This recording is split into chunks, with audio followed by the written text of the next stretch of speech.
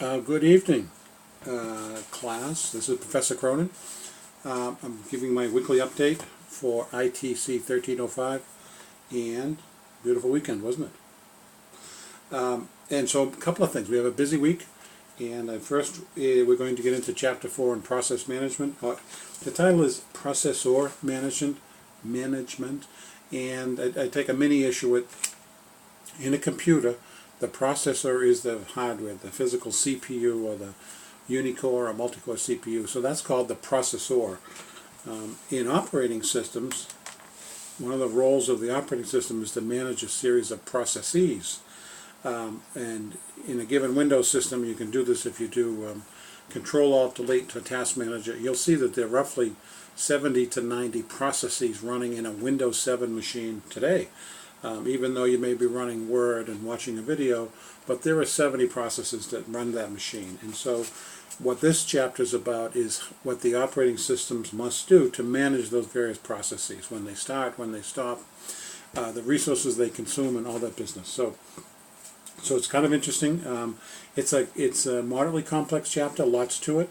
But again, just so it's clear, I don't expect you to know every itty-gritty detail of processor management, but I do expect that you know the major concepts, okay? That there are these things called processes and a thing called threads. They have control blocks associated with them called PCBs and TCBs, etc. And there are various scheduling policies on how these things work. And so it's an interesting chapter, I think, and it's leading us to some more detailed stuff. But so that's what Chapter 4 is. Please give it a read and go through that. I've narrated based on feedback. Thank you for that feedback.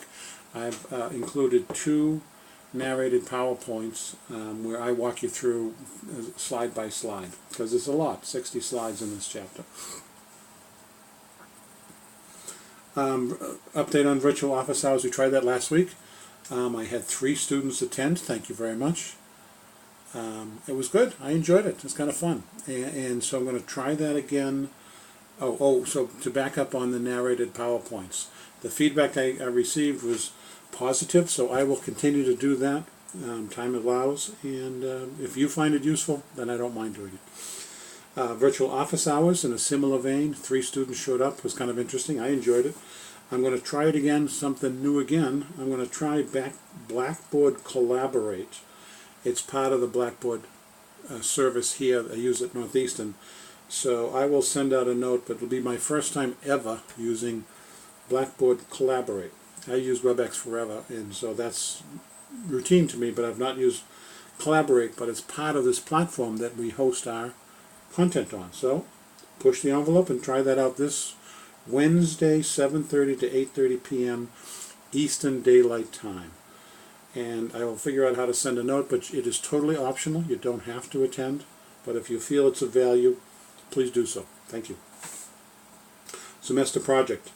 I put it up there today, so the assignment is to read it, decide by Sunday, 10/5, 2 things. What topic you want to pick, and whether you work solo with a partner. I will encourage you to work with a partner because you know what I'm after. I'm after the exchange of ideas and those kind of things.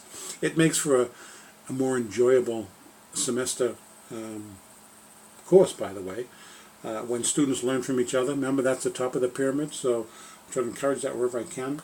So on the discussion board, you'll find a thread on semester projects. So if you want to work with a partner, I'd say something like, hey, I want to learn about, Fedora Linux. Anybody want to join me? That kind of thing. So again, that using pairing up is optional too, but you will get more from it.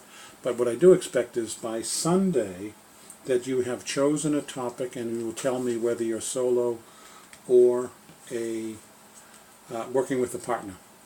And I did put up the one-pager. So I know on my semester project it said 10/12.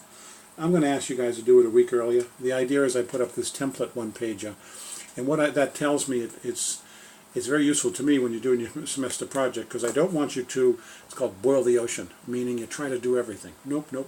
But by the same token, I don't want it to be too simple. I'm going to do my semester project on, too simple.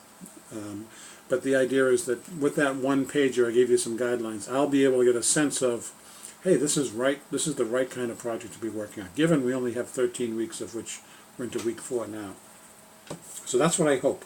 My expectations. Read the semester project documentation from last week. Pick a topic. Ask a partner. Post on the discussion board. So I will ask you to post at least once, okay, on the discussion board semester project. More if you need to. But then by 10:25, I'd like that one pager. And everybody has to submit a one pager, but if you're working with a partner, that could be the same document. See what I'm saying? So let's say if Betty and Jimmy both choose Linux Fedora, then you write one pager and both of you submit the same one. Okay, and that's how you get credit for that assignment. Great. And so hopefully that's clear. If I'm not clear on that assignment, please let me know. Exam 1, due on 1/8, I think, which is a week from Wednesday. Let me check. Yep. So I haven't even created it yet, but exam 1 will be on chapters 1 through 4.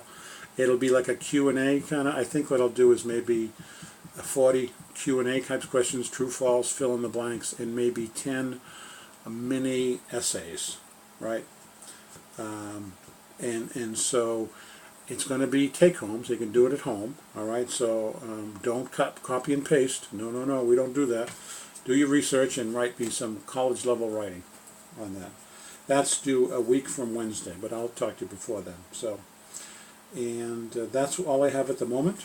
I'm still putting this week's content together, but at least I'll get this up there so that you can start tomorrow if you wish. Thanks very much. Hope to hear you on the discussion board. And have a great week. Thank you. Bye.